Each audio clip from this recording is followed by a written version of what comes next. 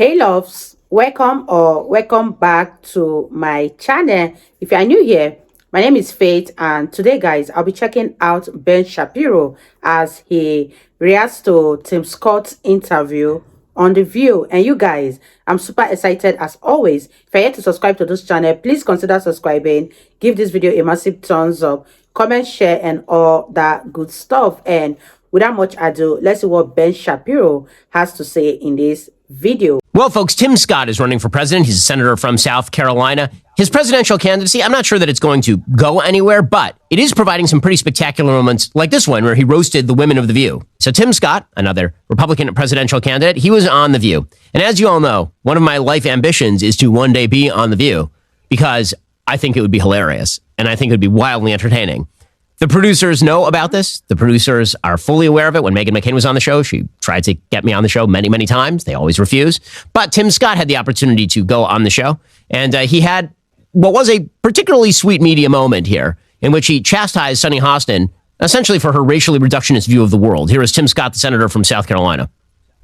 One of the things I think about, and one of the reasons why I'm on the show, is because of the comments that were made, frankly, on this show, that the only way for a young African-American kid to be successful in this country is to be the exception and not the rule. That is a dangerous, offensive, disgusting message to send to our young people today, that the only way to succeed is by being the exception.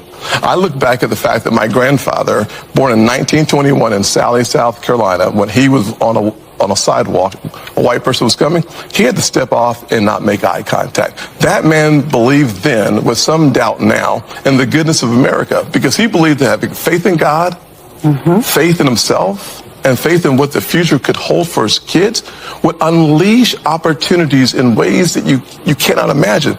Every kid today can look, just change the stations and see how much progress has been made in this country. ABC, NBC, CBS, ESPN, CNN, Fox News all have African-American and Hispanic hosts. So what I'm suggesting is that the yesterday's exception is today's rule.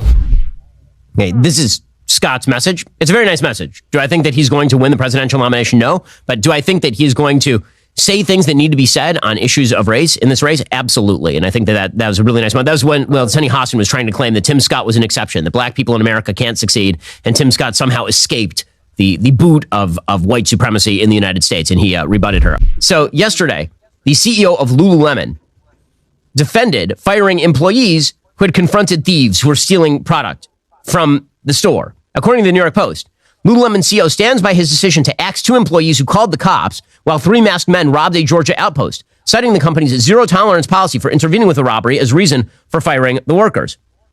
Wow. Apparently, McDonald, his name is Calvin McDonald, he claimed that the two fired female workers were not fired for calling the cops, but because they didn't abide by company policy, which said they shouldn't engage with thieves. Because after all, it's just stuff. Now, here's the thing. It's not just stuff. The people who actually robbed the store ended up being arrested 12 miles away at another store robbing that store. So when you don't arrest criminals, you know what they end up doing? More crime. I know, it's a giant shock. But here's Lululemon CEO basically saying, if you feel like walking into a Lululemon today and stealing some yoga pants, go for it. Two of your employees were fired relating to a theft that was happening in the store. There was talk that they were fired because they called the cops. You say that's not true. Can you just clarify what's happened here? Because it's gone viral, especially amid this wave of retail theft that we're seeing around the country.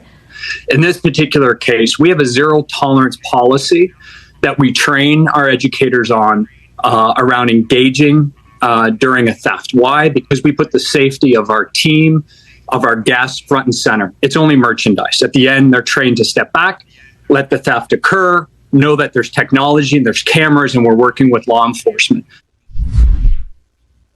Let the theft occur. Shop at Lululemon for free. Let the theft occur.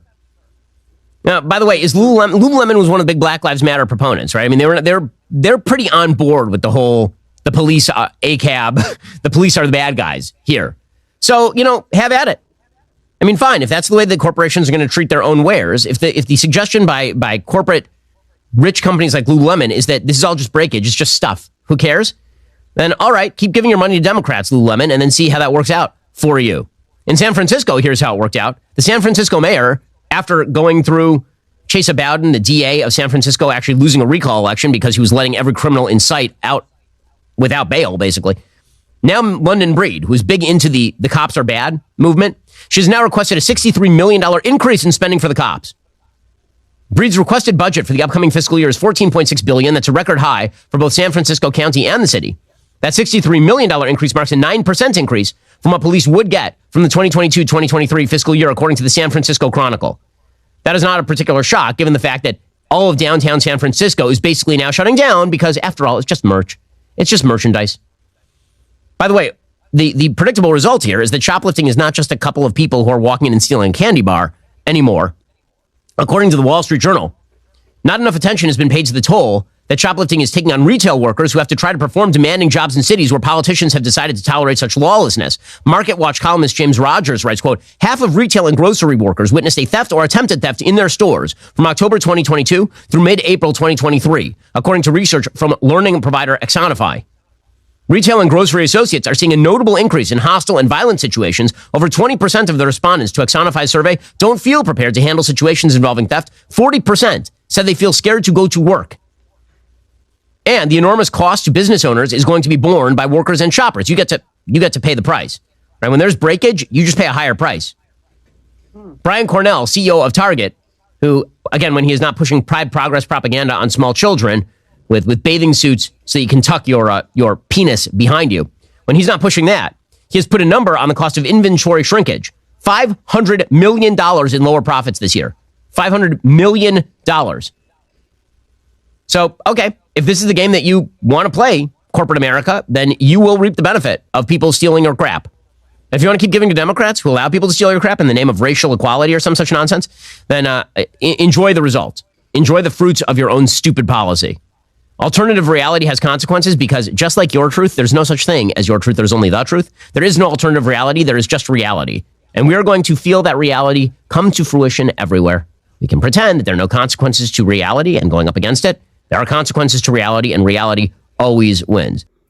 Wow, you guys, that was such a funny one from Ben Shapiro. And I love the way Tim Scott handled the question thrown at him at The View and setting the ladies straight by telling them that he is not an exception. Let me know what you guys think about this, and I really had fun reacting to this video. If you guys totally enjoyed watching, give this video a massive thumbs up, comment, share, and all that good stuff. And this is me officially signing out. I'll see you guys in the next one. Bye guys.